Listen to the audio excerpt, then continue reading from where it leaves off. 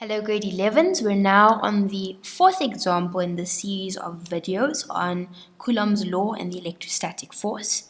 In this specific example, we're going to be dealing with the net electrostatic force. We have more than two spheres, and that is why, or more than two charged objects, and that is why we are able to calculate the net electrostatic force. They say two positive charges, positive 3 microcoulomb and positive 8 microcoulomb respectively, are placed. I'm going to change this to 50 centimeters apart. All right, I'm changing it just because it is actually a mistake in this question. So at this point, we know the different charges. We know the charge on Q1. It's 3 microcoulomb, but we must convert to 3 times 10 to the negative 6 coulomb. Q3's charge is also given to us. It's positive 8 microcoulomb. And we're going to convert this by multiplying by 10 to the negative 6. They've also given us the distance between them. They say between these two spheres, only these two, we have a distance of 50 centimeters, which means the same as 50 times 10 to the negative 2 meters. All right. Now they say a charge of negative 5 microcoulomb is placed between these two charges. It is placed 20 centimeters from the positive 3 microcoulomb charge, and it's placed a distance of 30 centimeters from the positive 8 microcoulomb charge, as shown in the sketch. So we know there's an additional charge called Q2, and the charge on this one is a negative charge, negative 5 microcoulomb, and we can convert this to negative 5 times 10 to the negative 6 coulomb. Of course, there are other distances that have been provided to us, as in the sketch. I'm going to convert it on the problem. So 20 centimeters is 20. Let's use a different color. It is 20 times 10 to the negative 2 meters. And 30 centimeters is 30 times 10 to the negative 2 meters. Right? To convert from centimeters to meters, you can also just divide by 100. Now they say calculate the net or resultant electrostatic force that is exerted by Q2 and Q3 on Q1. So grade 11s, the focus here is Q1. We would like to know what is happening to Q1. Whenever you have a problem involving the net electrostatic force, I advise that you always start off by drawing a free body diagram to see what forces are acting on that specific object. So our focus is Q1. We're going to represent Q1 with a dot. We're not told to do this, but it's helpful, all right? If we look at the charge on Q1, it is positive. If we look at the charge of Q2, it is negative. We know that unlike charges attract. So Q2 is going to pull Q1 towards itself.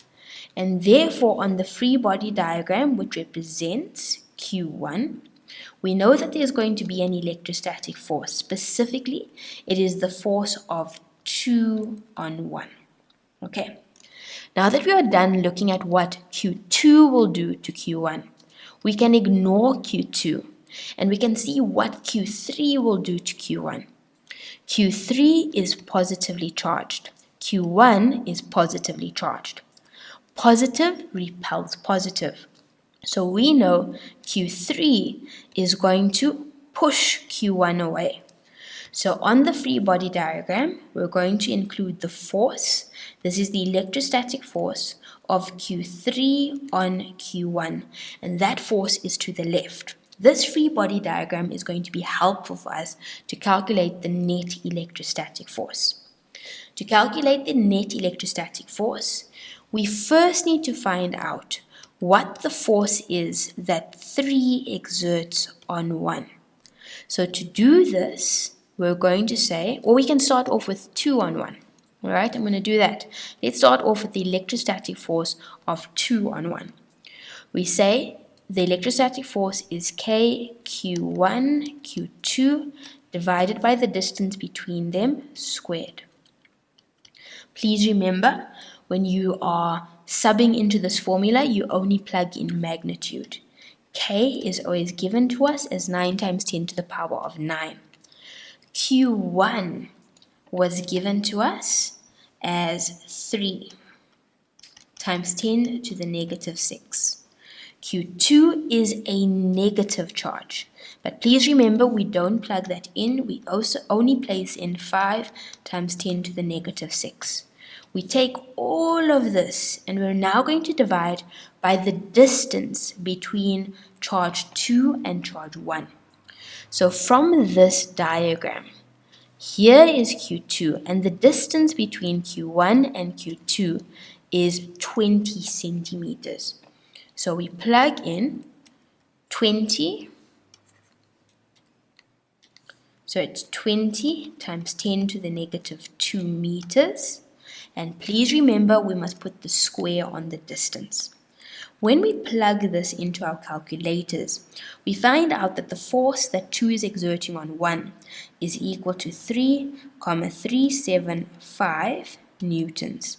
You're welcome to round this off to 3,38 newtons if this was the final answer. But normally we don't round off, we only round off right at the end to 2 decimal places. So we're going to leave this as is. This is the magnitude of the force of 2 on 1. But what is the direction? Fortunately, we've already drawn a free body diagram indicating the direction. And we know that this force is going to be towards the right. Now, we can calculate the force of charge 3, the force of 3 on 1. We use exactly the same formula, except we're going to still have 3 times 10 to the negative 6 as the charge on 1, but instead of placing Q2 in the formula, we're now going to plug in the charge on Q3, which is 8 times 10 to the negative 6 coulomb. So we plug in over here 8 times 10 to the negative 6 coulomb.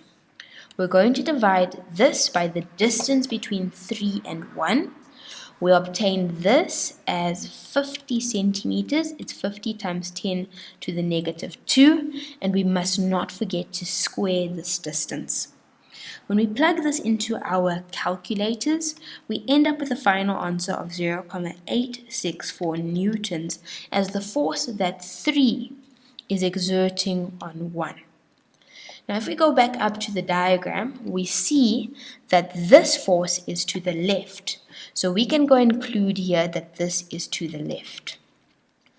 Net force means we need to sum up the forces. We can only add forces that are parallel to each other. So in this case, we can add up the force of 3 on 1 with the force of 2 on 1. But when we calculate the net force, we remember that force is a vector.